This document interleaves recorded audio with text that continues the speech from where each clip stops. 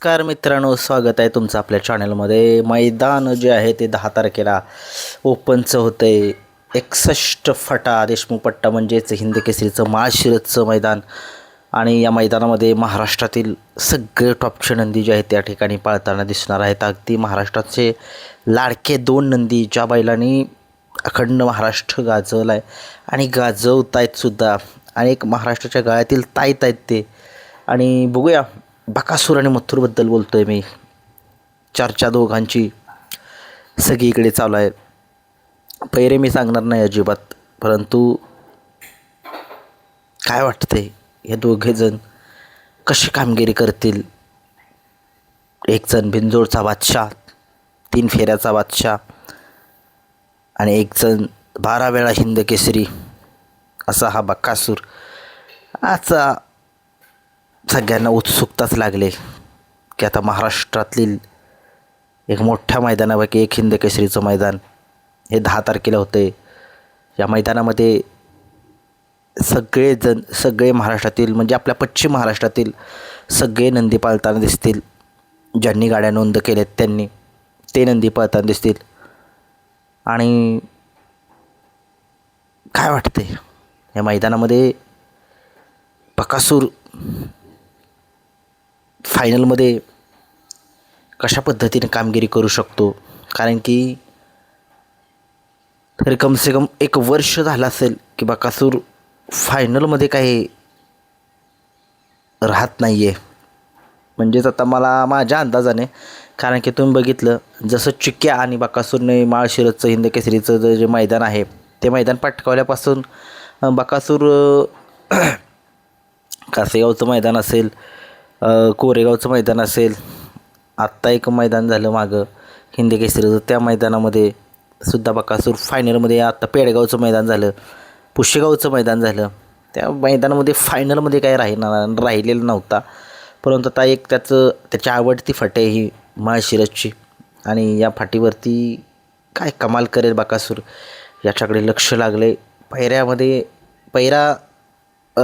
माहीत नाही आहे, त्याच्यामुळे काहीच सांगू शकत नाही आहे.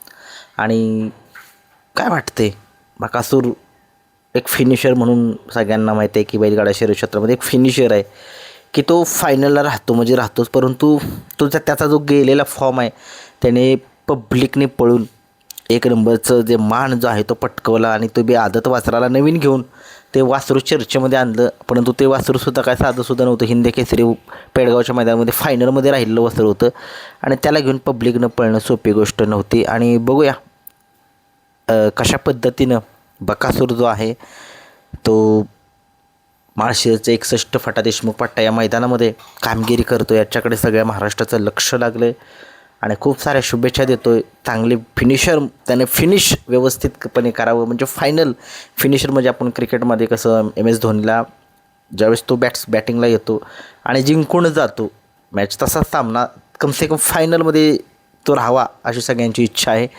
आणि आता वळूया तर मथुरकडे. मोठं मैदान आलं की मथुर सगळ्यांना माहीत आहे की त्याची भूमिका तो पार पाडतोच. आणि त्याला माहिती आहे सगळ्यात अनुभवी सगळ्यामध्ये आत्ता बैलगाडा शर्यत मथुर आहेच. आणि त्याची कामगिरी सगळ्यांना माहिती आहे की कशा पद्धतीनं तो कामगिरी जी आहे तो पार पाडतोच. आणि खूप साऱ्या शुभेच्छा मथुरला.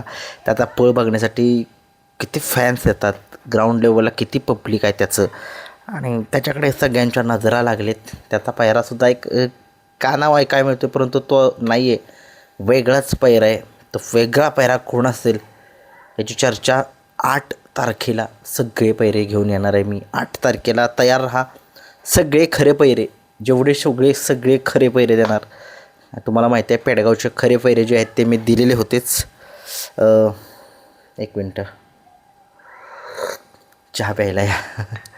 आणि मथुर काय कामगिरी करतो. मथुर हा जिकडे जाईल तिकडे त्याची चर्चा होतेच, त्याच्या मालकाची चर्चा होते. कारण की तो नंदी पण त्या पद्धतीचाच पळतो, त्याचा पळ बी तसाच आहे. बघूया मथुर आणि बकासूर हे दोघेजण कशी कामगिरी करतील कमेंट्समध्ये सांगा. आणि बघूया त्यांचे पैरे जे आहेत ते 8 तारखेलाच घेऊन येईन मी तुमच्यासाठी. धन्यवाद.